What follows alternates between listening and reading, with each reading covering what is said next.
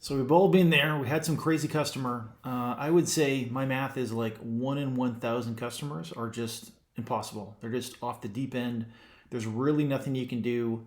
They're going to give you a bad review. There's no other way to usually resolve it, but there is ways to minimize it, especially in those ones that aren't the 1 in 1,000 people, right? So it's like sometimes there's people that it is resolvable. There is some level of maturity or reasonableness on their end that they will appeal to reason. So this is the system that we came up with my HVAC company to deal with these people. So the first thing that we noticed is the bad reviews that they're threatening won't happen unless the customer feels that they're at a dead end, right? It's like you're going back and forth. There's text messaging going back and forth. There's communication.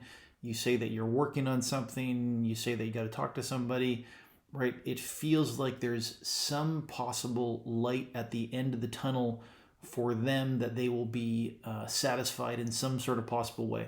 As long as they feel that that's happening, a bad review won't happen, right? It won't come up.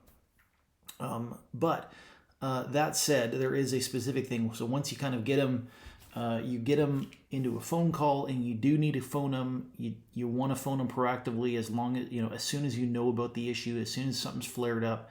And this part I really loathe doing, but some people are better at this than other people. But you got to listen, right? You got to listen to their entire thing, even if it's unreasonable how they're coming across, even if it's not factual. You got to listen from their perspective and try to understand it as best as you possibly can, listening to their side of the story, right? So you listen to the whole thing, right? My suggestion, and this is counterintuitive, don't come up with a solution right away. Don't say, okay, here's what we're going to do for you, right? Because when they're heated and they're all fired up about wanting to come after you, they're going to reject whatever solution that you throw at them. I would say this goes to step 2, drag out the solution a little bit, right? So go, hey, let me talk to somebody, let me talk to whoever, let me give you a call back after the weekend, whatever else. Drag the solution out a little bit. Because what happens is it's kind of like fishing.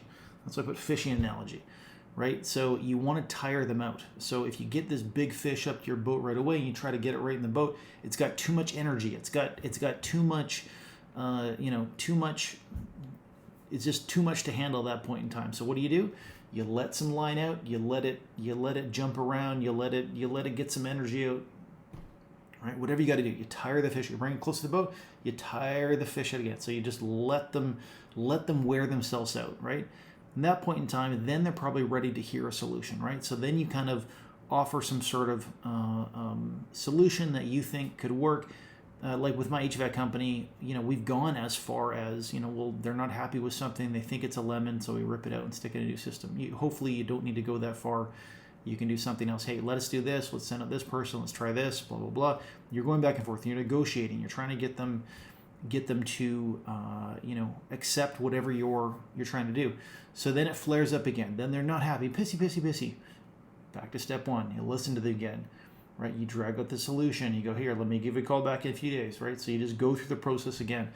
And unfortunately, and I would say it's only happened to me like, we had, I don't know, 8,000 customers. I don't even know. We had zillions of customers. It's only happened, we went to court once. And what happened, we basically was going to go right to court. They were saying that we took these ducting system through this thing, and they weren't happy, and then we wrecked something, blah, blah, blah.